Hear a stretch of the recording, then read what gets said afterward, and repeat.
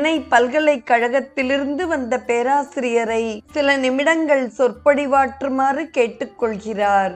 சந்தடிமிக்க கடைத்தெருவை போல கையிலே ஃபைல்கள், பேப்பர் கட்டுகளுடன் அங்குமிங்கும் சீடர்கள் ஓடுகிறார்கள். பல டைப்ரைட்டிங் எந்திரங்கள் டப் டப் என்று பெருத்த ஒலியை எழுப்பிக் கொண்டிருக்கின்றன. இளம் பிரம்மச்சாரிகள் கையில் டீ, காஃபி, பழம் மற்றும் பிஸ்கட் தட்டுகளுடன் வந்திருப்போரை உபசரிக்கின்றனர். வெகு தூரத்தில் இருந்து வந்துள்ள பக்தர்கள் குருதேவரை அணுகி ஆசிர்வாதம் பெறுவதற்கு முயல்கிறார்கள். ஹரித்வார், ரிஷிகேஷில் உள்ள சாது மகாத்மாக்கள் தங்களது பத்ரி, கேதார் மற்றும் கைலாய யாத்திரைக்கு பண உதவி வேண்டி அவரிடம் விண்ணப்பம் செய்கின்றனர்.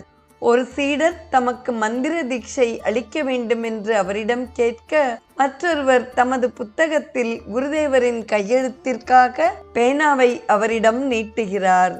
தமக்கு ஒரு ஆண் குழந்தை பிறக்க அவர் ஆசீர்வாதம் செய்ய வேண்டுமென்று வெகுநாளாக குழந்தை பேறு அற்ற